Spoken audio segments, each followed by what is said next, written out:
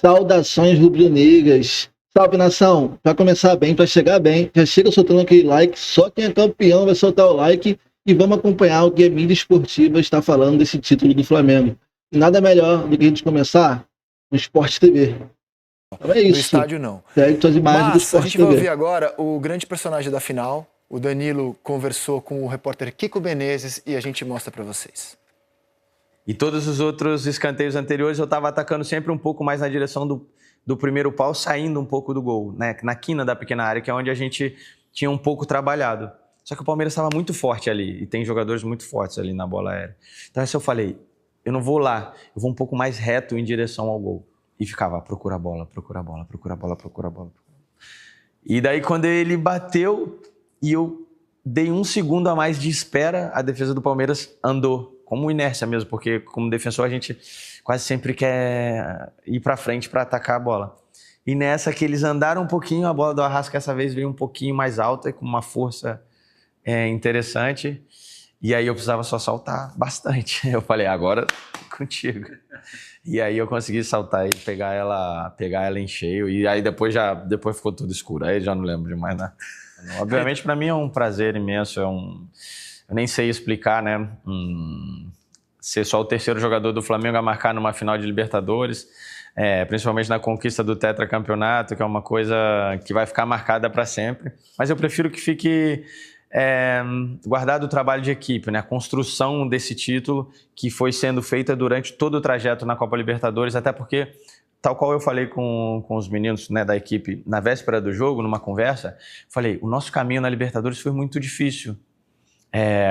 Acho que tirando o jogo contra o Inter de Porto Alegre, que a gente conseguiu ser mais limpo no jogo e comandar só jogando futebol, os outros jogos, tanto da primeira fase quanto do mata-mata, sempre foram muito complicados. Não teve só jogo de futebol, teve muita disputa, teve momentos onde a gente esteve muito abaixo do nosso potencial, onde o nervosismo da competição te jogava um pouquinho para baixo. Então, foi uma construção. Quer dizer, eu ganhei o primeiro troféu da Libertadores em 2011, nós estamos já em 2025, são tantos anos, e quem diria eu ia poder ter a oportunidade de jogar outra final de Libertadores, marcar e ser campeão pelo Flamengo ainda por cima. Os títulos pelo Real Madrid foram incríveis e um grandíssimo aprendizado e legado que eu vou levar por toda a minha vida. Esses são números que são importantes e que ficam marcados assim, né? Mas conta muito mais para mim a experiência, aquilo que eu passei em cada uma delas, assim. Mas obviamente eu fico grato e agradecido por ter a oportunidade de ser o único jogador, né? E vou por mais. Eu acho que já estava muito próximo da Copa e jogos como o de sábado mostram porque o Ancelotti quer ter o Danilo na... eu também me convenci de que ele... mas ele vai para ser reserva, exatamente, como ele é reserva do Flamengo. E aí o reserva precisa estar pronto para entrar num grande jogo. Flamengo e Chelsea? Que ele foi titular. Ele foi titular e o Léo Ortiz não estava machucado. Foi uma opção do Felipe, entendendo o estilo do Danilo para esse tipo de jogo, que é um estilo de jogo de Copa do Mundo.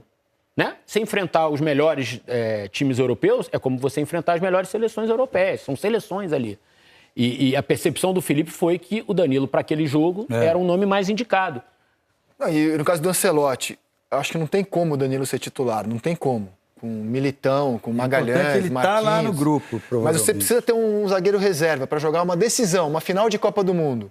Jogos como o de sábado mostram que você tem no banco um jogador que entra numa partida grande e não sente. Pode ser a única dele na Copa, que ele não sente. Aqui é um exemplo, Rizek. No jogo contra o Racing, estava 0-0, o Plata foi expulso. Certo? Ele põe o Danilo, faz a linha de 5 e o Flamengo praticamente só sofre com esses muitos cruzamentos, mas que a defesa deu super conta. Que são esperados já. Você imagina num jogo de Copa do Mundo, mata-mata, a seleção está ganhando por 1-0, você bota um jogador desse em campo, faz uma linha de 5 ao lado do Marquinhos e do Militão. Além de você ter experiência, você tem qualidade, você tem liderança. Assim, você tendo 26 jogadores para levar, se esse cara está inteiro fisicamente, e quanto valeu esse gol? Exato. Esse gol, a salvada e o título na cabeça do E eu acho que ele fala uma coisa ali pro Kiko que eu acho que é muito importante, cara, que mostra caráter e mostra profissionalismo. Um cara, depois de 14 anos, voltar a disputar uma final de Libertadores, mostra o quanto esse cara é profissional, né? O quanto ele leva a profissão dele a sério. Porque você ficar 14 anos no auge, cara, no futebol de hoje em dia, é duro, cara. É duro. 14 anos de auge, jogando em Porto, Juventus, Real Madrid. O corpo cobra. O corpo cobra, cara, e esse cara consegue. Se você não foi profissional, o corpo vai cobrar mesmo. Não tem como. Agora, essa é uma outra questão que une o perfil dos jogadores contratados, né? Você traz um Jorginho, você traz um Saúl, você traz um Danilo, que veio antes, um Alexandre, mas todos eles ainda vieram com uma taxa de ambição, um nível de ambição muito elevado. Nenhum deles veio para dizer, poxa, eu estou aqui agora, Flamengo... A estrutura do Flamengo é uma estrutura europeia, a remuneração do Flamengo é uma remuneração europeia, então eu agora jogo... Não, ninguém está jogando. Você vê pelo desempenho em campo. Você vê que é um elenco onde nenhum desses caras com um currículo de capa dura chega como o Danilo e fala assim, pô, tem que ser titular, vazar para alguém. Poxa, ó, tá tendo um problema aí, o Danilo está dizendo que ele... Não, é tudo em prol desse grupo. E é interessante o que o Felipe fala, que ele relata da conversa dele com o Léo Ortiz, né? Que ele vai, senta com o Léo Ortiz e pergunta pro Léo Ortiz, como é que você tá, né? E aí a resposta do Léo Ortiz basicamente eu tô bem, mas eu vou ficar tranquilo se você escolher o Danilo. Exato. Né? Deixa eu falar um negócio, o Léo Ortiz achava que ia jogar. E a escolha do Felipe foi pelo Danilo. Mas isso é a declaração do Felipe sobre o que mas o Léo Ortiz... O Léo achava, como ele estava liberado, ele achava que ia pro jogo. Acho até que a ideia foi preservá-lo desde o jogo. E para mim foi muito surpreendente, porque o Danilo joga os 90 minutos contra o Atlético Mineiro terça-feira em BH. Inclusive é dele o passe pro Bruno Henrique. Pro Bruno Henrique fazer o gol num gramado sintético. Eu acho que a decisão foi tomada na reta decisiva. Eu acho que no treino. No acho que o treino deve ter decidido. O Léo achava que ia pro jogo. E quem foi pro jogo foi o Danilo. E o Danilo ele vem jogando com um edema no joelho. Já há algumas rodadas, assim. Se eu tivesse que fazer alguma crítica ao planejamento do Flamengo esse ano, foi nessa questão da zaga. Foi muito arriscado. Centroavante também, né? Podia ter um reserva pro Pedro, centroavante mesmo, podia, né? mas além ainda assim, Rizek, você tem o Bruno Henrique, você tem o Plata, você consegue... A zaga é mais carente, concordo foi contigo. um SOS muito perigoso. Tem um buraco ali. Sendo que um deles é o Danilo, um cara experiente, assim, que precisa de descanso para desempenhar melhor. Se tem um senão nesse planejamento do Flamengo esse ano no elenco, eu acho que foi essa questão da defesa. Quando você olha as opções que tem para lateral esquerda, Exato. 3 para uma gente posição. que nem lembrava que o Vinha tá no Flamengo ainda. Porque por mais que falte um centroavante pro Pedro, pro lugar do Pedro, o Flamengo tentou o Juninho, que não aconteceu. E você ainda tem um backup ali do Bruno Henrique, do Plata e tal, né? Concordo. E falar, cara, que começo fulminante, né, do Felipe Luiz. Os detratores poderão dizer, pô, mas também dirigido esse super elenco, só que ele tira muito de muito. E é muito rápido a maneira como ele se consolida como técnico, né? Ele termina a carreira de jogador em 23, né? Termina ali, ele encerra. E aí começa a trabalhar na base do Flamengo. Ele assume o Sub-17 em janeiro de 24, levanta título no Sub-17, aí ele vai para o Sub-20 do Flamengo, começa em junho de 24, é campeão mundial, Sub-20, e quando cai o Tite, por já estar ali no clube, ele é a opção, primeiro anunciado como interino, e logo depois, assim, horas depois, o Flamengo decide que é melhor dar um contrato para ele. Que ele seria mais respeitado sendo anunciado como técnico efetivo, mas com uma multa rescisória que tornaria ele praticamente um interino, se o clube quisesse. Só que ele já causa um impacto tremendo, assume na semifinal da Copa do Brasil, ganha a Copa do Brasil, tendo um impacto tremendo no time, e começa a temporada vencendo o estadual, embarcando para a Copa do Mundo, ganha a Supercopa, depois o estadual, embarca para a Copa do Mundo de Clubes, é eliminado para o Bayern e vai terminar o ano, no mínimo, campeão da Libertadores, se encaminha para mais um brasileiro e vai saber o que vai conseguir tirar desse time no Mundial. Eu acho que é inédito o começo de carreira de um técnico de uma equipe profissional com tantos títulos acumulados. Então, são 14 meses como técnico da equipe profissional do Flamengo e mesmo... E o Carpegiani, Paulinho? Não, eu acho que não. O Carpegiani... Nossa, tem alguns... O Oswaldo no Corinthians foi impactante também, porque ele ganha brasileiro e mundial. Assim, no intervalo de um ano, né? Mas ele já tinha sido técnico. O Oswaldo? Sim, ele foi técnico interino uma época, aí ele volta a ser auxiliar do Evaristo, aí o Evaristo cai, aí ele reassume. Mas tudo no mesmo ano. Independentemente de outros, certamente... É que o Carpegiani tem um começo bem parecido, assim, porque o Carpegiani sai do campo para a beira do campo e ganha brasileiro, ganha Libertadores, ganha brasileiro. Ganha o brasileiro de 82, Agora, citei o Oswaldo, né? Mas com o impacto, assim, claro do técnico, eu nunca vi alguém começar assim... Vamos falar do século XXI, pronto. Não, eu não lembro de ter visto alguém, porque, assim, insisto, o Felipe já assume tomando decisões, assim, muito diferentes em relação ao antecessor, que era o Tite. Então ele assume... Principalmente aquela Copa do Brasil, né? Exato, então ele assume, ele já coloca de titular o Wesley, que era... Não vou mentir, eu joguei o Felipe Luiz em alguns momentos da temporada, mas o que ele tá fazendo é espetacular, cara. Ele já ganhou todos os títulos possíveis na América do Sul. Copa do Brasil, Supercopa, Carioca, Libertadores, vai ganhar o Brasileirão na quarta. E agora vamos em busca do Mundial. Sim, só parabenizar ele, velho. Reserva. O Léo Ortiz, que não era titular com o Tite. O Rossi, que não jogava as Copas, era o Matheus Cunha que jogava as Copas. O Gabigol, que não vinha jogando. E os quatro... E a hierarquia que ele tem sobre o Gabriel, que era um dos melhores amigos dele. Você lembra na final da Copa do Brasil, a bronca que ele dá no Gabriel na frente de todo mundo no campo? E no jogo de Minas, a gente estava lá, ele saca o Gabriel no intervalo do jogo, cara. Exato. Você sacar o Gabriel numa final de campeonato no intervalo... Os 4 jogos de Copa do Brasil, fácil, né? A vitória contra o Corinthians no Maracanã, o empate com 1 a menos em São Paulo, os 2 contra o Galo, tiveram muita participação de um técnico que estreava. Então, falando assim, de Flamengo, assim como o Paulo César Carpegiani, o Felipe, eu acho que ainda jogador, começou a se preparar para ser técnico. Depois ele vai trabalhar nas divisões de base do Flamengo. Mas ali ele já estava observando também o trabalho do Tite. E há uma frase dele, na primeira entrevista que ele dá já oficializado como técnico, em que ele diz, não, eu sei exatamente o que você precisa fazer para treinar o Flamengo, o que o torcedor, qual é a sensibilidade do torcedor. Porque ele sucede um técnico que jamais conseguiu afinar a sua ligação com o torcedor do Flamengo. O torcedor do Flamengo, ele sempre teve, em relação ao modelo apresentado pelo Tite, restrições.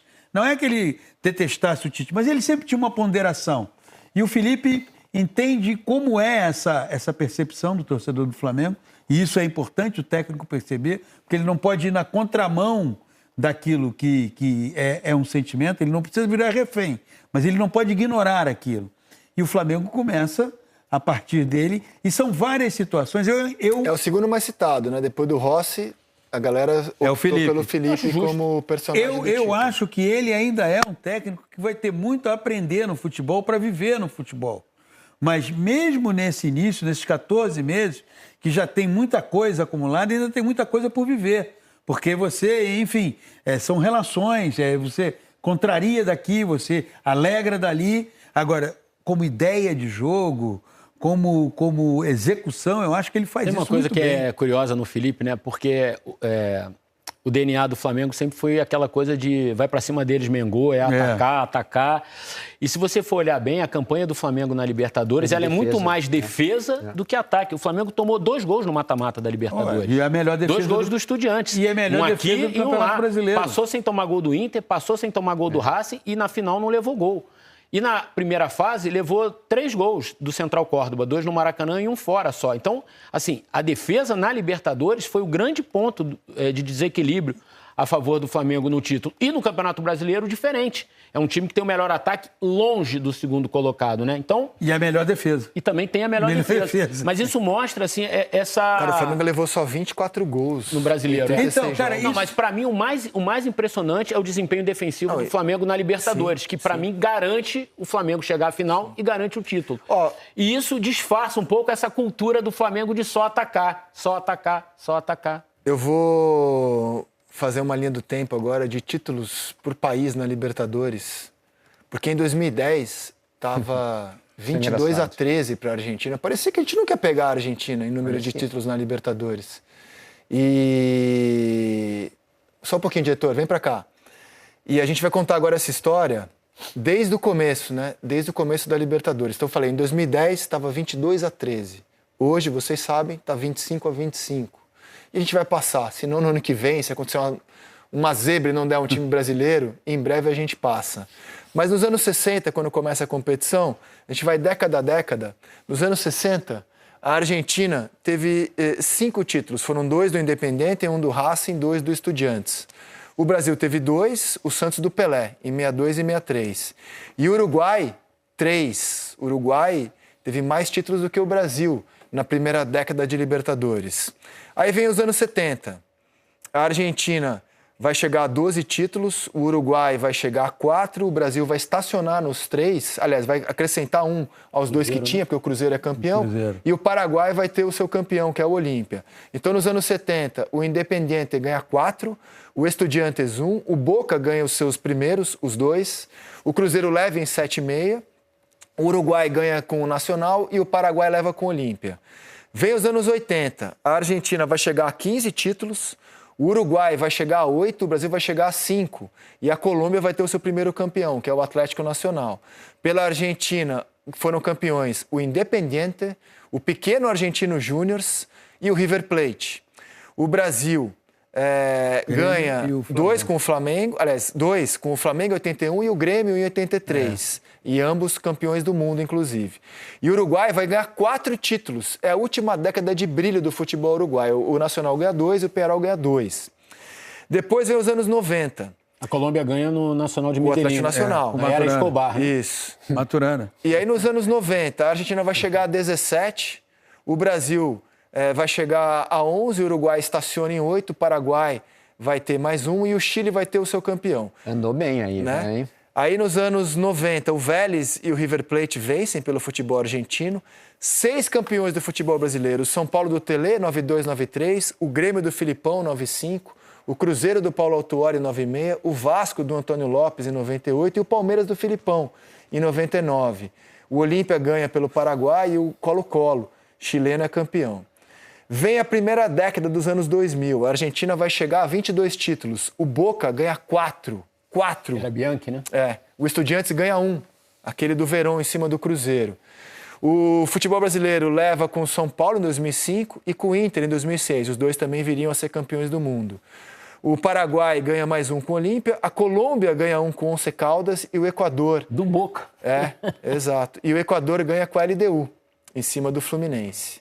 Aí, gente, aí é passeio, né? A partir da década de 2010, agora, o Brasil vai subindo e não para mais. A Argentina vai levar 3 títulos, 1 com o São Lourenço, 2 com o River, o Brasil levar 6, com o Inter 2010, Santos 2011, Corinthians 2012, Galo 2013, Grêmio 2017, Flamengo 19, e a Colômbia vai ter um título com o Atlético Nacional. Do Rueda. E todos os títulos da década em vigente, a partir de 2020, são do Brasil. São 6 títulos, todos do Brasil. São 2 do Palmeiras, 2 do Flamengo, 1 do Fluminense e 1 do Botafogo. Chegando ao placar final que a gente vê hoje de 25 para a Argentina, 8 títulos do Uruguai, 25 do Brasil, 3 do Paraguai, 3 da Colômbia, 1 do Chile e 1 do Equador. Agora vê que coisa curiosa, André. O Brasil começa a reduzir a diferença e termina agora empatando entre 2010 e 2015, Oi. os clubes brasileiros. Nação, só testando o microfone aqui, ó. Mas tudo certo. Bom, é isso. Gostou do vídeo? Se inscreve no canal para continuar acompanhando as notícias. Solta o like também para ajudar o canal. E vamos em frente. Quarta-feira tem mais. Quarta-feira a gente vai comemorar pela Libertadores e pelo Enia. E também vamos em busca desse Mundial, porque não é possível. Não é possível. Eu tô achando que a gente vai ganhar no PSG. Então é isso, nação. Tamo junto. Um abraço.